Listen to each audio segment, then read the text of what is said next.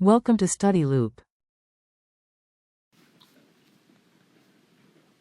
We are going to use the provided formula to determine the average number of trials needed to get the number of successes described in the problem.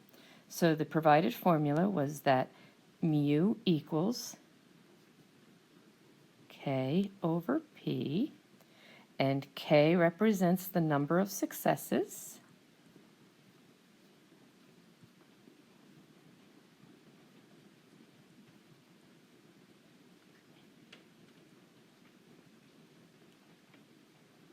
and p represents the probability of success,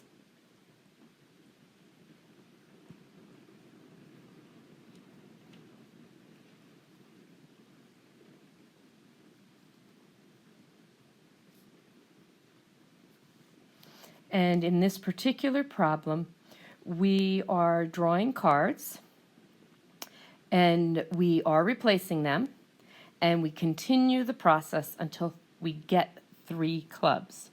So in this case, we are going to have a k value of 3 because we are trying, our success is going to be defined by clubs, and we are going to keep going until we get 3 of them. So if you think about a deck of cards, there happens to be 4 suits. And in a deck of cards, there's the diamonds, the hearts, the clubs,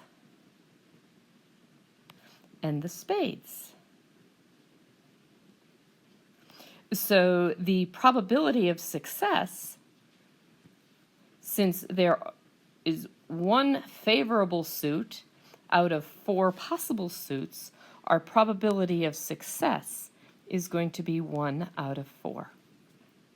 So now it's time to substitute in to our formula.